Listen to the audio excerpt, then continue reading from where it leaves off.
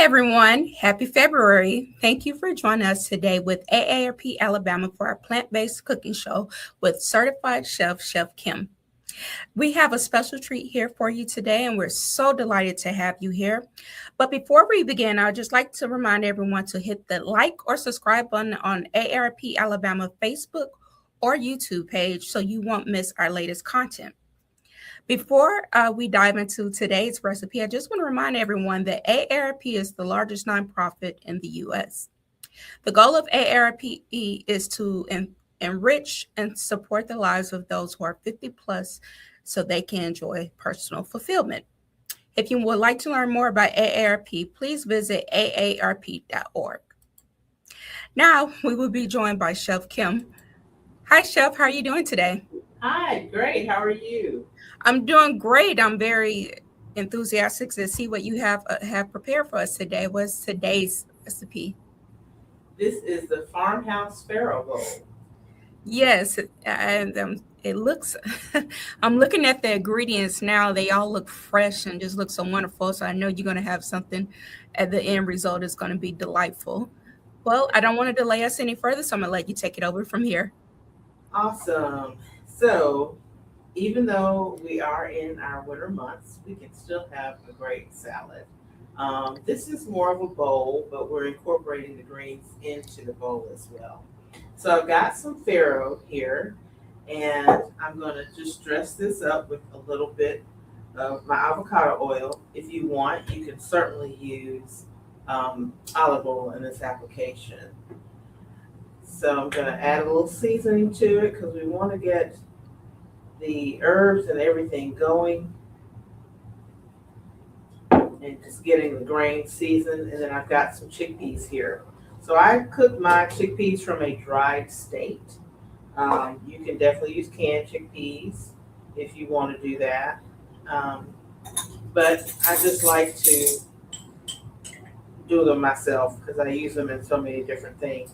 So if you've got a really quality um, chickpea, access to quality chickpea, canned chickpeas, definitely use them. And then I'm going to just stir this around a little bit, just sort of get some of that going. And I sort of like more grain than the chickpeas. So, and it does have farro in the name. So I've got that started, and I'm going to cut up both um, fresh and sun-dried tomatoes. So the sun-dried tomatoes just give it a little extra kick, sweetness to it. You've got the earthiness as well. They've been sun-dried. Sometimes people roast them. And so it just brings a whole Mediterranean feel to that dish. And I'm going to sort of macerate our tomatoes, our raw tomatoes, a couple of Roma tomatoes here. And so they'll leach out liquid, and that liquid will also go into the farro and season it as well. So cut these up in slices and then cut them into strips. Okay. And a little bit more. And chop this up. So you could go, depending on what you like, you could add more of one or the other, just whatever you prefer. But it's a little bit more of the fresh tomatoes here that I'm using.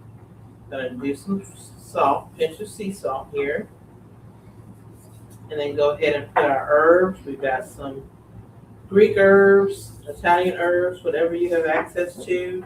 So this has a little bit of garlic, dried oregano, rosemary, thyme. So all the typical ones that you find out there. And I'm going to add our sun-dried tomatoes to this as well. And I'm going to keep these sort of as slices. I think that'll be something nice and different instead of dicing them up like the other tomatoes. It'll definitely help you identify them. So I would say maybe I'm doing about 10 of the sun-dried tomatoes. And they're halves, so they're not the whole tomato. And these are pretty soft. Sometimes you can get packs of them where they're really hard. Now, I don't prefer the ones that are packed in olive oil. I don't know why. I guess it adds more flavor to it, and I like to impart the flavor myself. So I like to know kind of what I'm getting without somebody putting it in there for me. If that's all you have, like where they're packed in oil, then definitely use them. But that's just what I personally prefer. And then I'm gonna cut up, season that. So I'm gonna toss all that together, just let that sit for a minute. And I'm going to dice up some red bell peppers. Now, if you want, you can do different color red peppers. It'll be making a really beautiful dish. You can do some of the yellow, some of the orange, even the green, if you like. So this is just about, I'd say, maybe a third of a pepper, a medium-sized pepper that I'm dicing up here. And things like this, if you have stuff in your fridge where you've had different recipes and you have a little bit of this vegetable left, this is a perfect time to incorporate some of that stuff into your meals.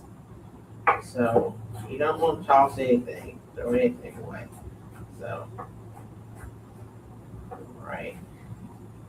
Everything can be utilized, cross-utilized, so you have low waste. That's the goal. All right, so I'm going to add that in here now. Add quite a bit of red to the dish. So stir that up. Stir that in. Okay. And I am going to go in next with some spinach. So I've already got like baby spinach, but I'm gonna just chop some of this up in the salad as well.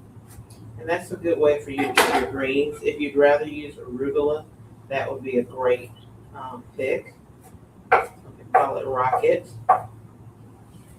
So literally about 2 handfuls of some chopped spinach in here, and I'm, I guess, sort of julienning them.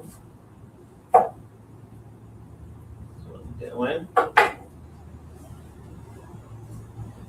And then I'm going to toss this in as well.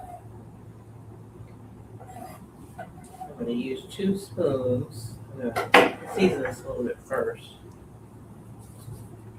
A little bit of more of the seasoning. Just going to toss this in to try to macerate the spinach in the salad. I might have to change bowls for this. I'm running out of room a little bit. But it's already shaping up nicely, as you guys can tell. Let me go ahead and transfer bowls.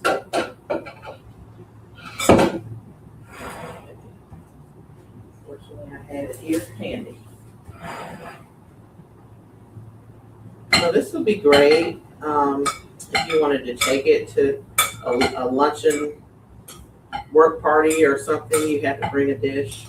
It's a vegan dish. Everybody can partake of it, and also it's very flavorful.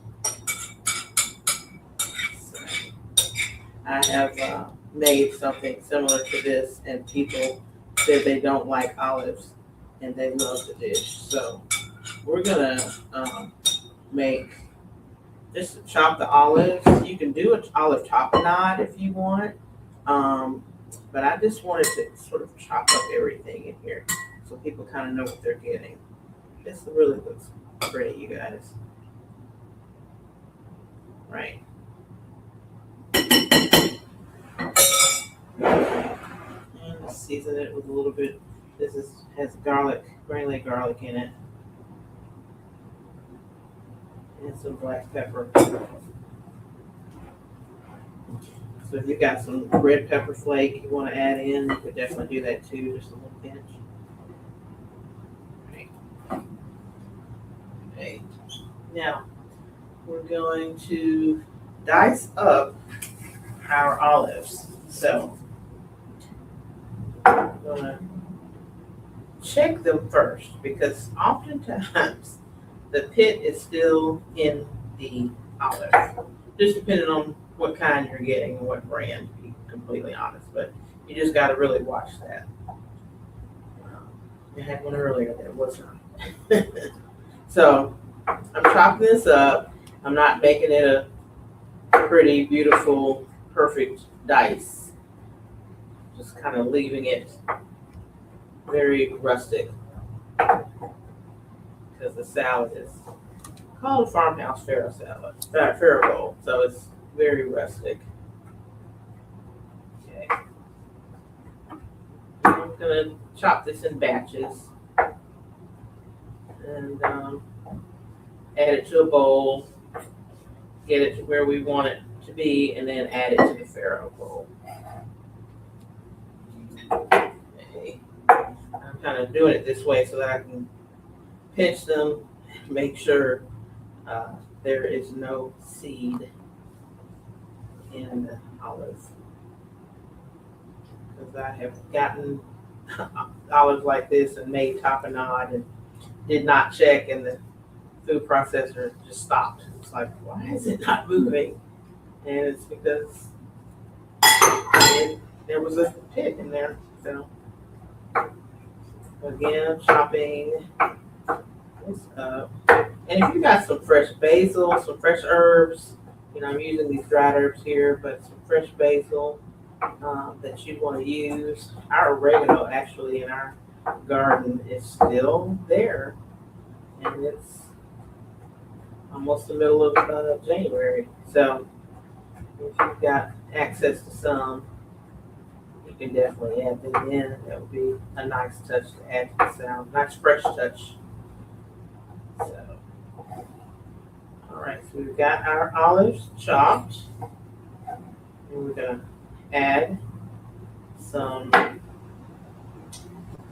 shallots here.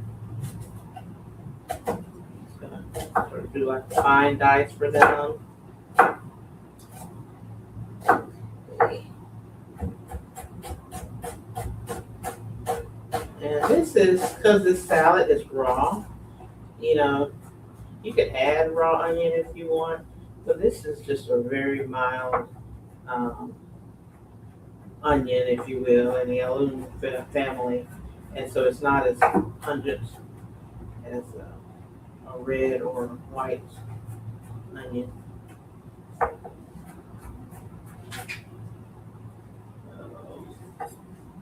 So that is half.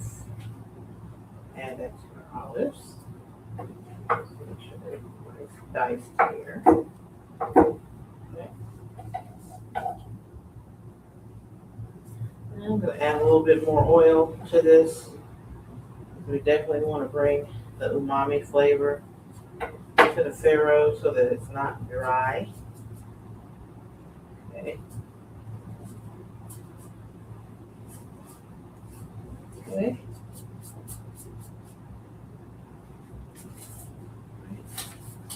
I'm going to add a little red wine vinegar to this.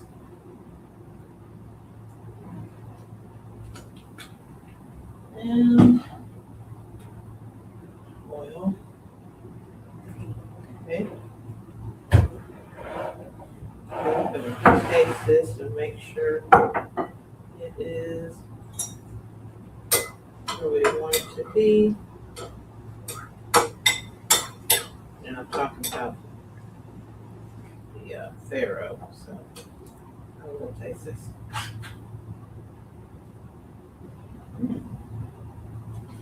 It's bright, it's good. I'm gonna add that to the bowl. And we all know once you let things sit overnight, they get better. So it'll be even better in the morning.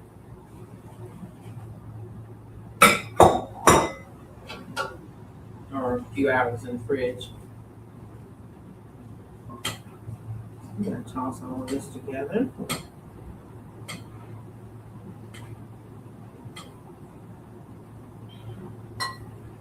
Make sure you get all the way to the bottom. So that everything is incorporated nicely. And then we're going to taste it again and adjust our seasonings. Okay. And if you want to add, like if maybe it's not sweet enough for you with the tomatoes, you can add, a little touch of a vinaigrette or honey or agave or something to it. But let's taste it first.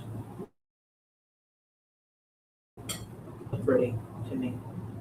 Not something it was something I would expect for spring, but I wouldn't expect right now. So, right. We'll get a little bit of everything. Chickpea, farro, olive.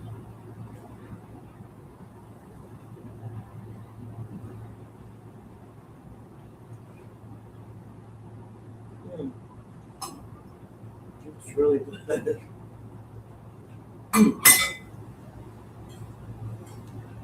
Now I was going to add our roasted shallot vinaigrette to this, but I'm liking this just where it is. So this is a really delicious bowl, you guys. So this is it. And if you want to add more or less of something, you certainly can, but this is a really good hearty bowl that you could even put over some romaine or put it in a tortilla and get you a little maybe basil aioli or something and to line the wrap in and then fill it with this. That would be great. So I'm always kind of creating it from that. So that's it. That looks so delicious, Chef Kim. I just love your recipe so much, not only because it's so delicious, but it's so quick and easy for anybody to follow. Do you have any dressing recommendations of substitutes that you would offer to the viewers? I think if you wanted to make a dressing, you can make a really light vinaigrette out of your favorite vinegar. Whether you use the red wine that we used in the olive little salad that we made, or you can use a champagne vinegar in here. That would be nice, a balsamic or white balsamic. I wouldn't go too bold because the flavors in here are really great. So, but you can just do that with some avocado oil or olive oil and some Dijon mustard, salt, pepper, maybe a pinch of fresh thyme, and there you have it. If you, like I said, if you want to add a little agave or honey to it, you can do that as well. I'm going to take you up on those recommendations. They all sound so delicious. I love a good vinaigrette and especially honey. Honey just offers like just a dazzling taste on top of most dishes. Mhm. Can you give us a hint of what we may be looking forward to in March? I don't know. I think I might make it a surprise. I think, what is it? The holiday, the green holiday. My memory is escaping me right now. St. Patrick's Day. Yes, I St. think Patrick's. that's in March, so we might lean into the green. Okay. I look forward to it. Can't wait to have you back. Thank you, Chef Kim. Thank you. If you enjoyed today's content, make sure you hit that like and subscribe button. Also, if you are in need of the recipe, please visit AARP Alabama's local events or email us at alaarp@aarp.org for our recipes. We were so delighted to have you here. We hope you enjoyed yourself and we hope you enjoyed this delicious recipe at home. We look forward to having you back here in March. Thank you, everyone.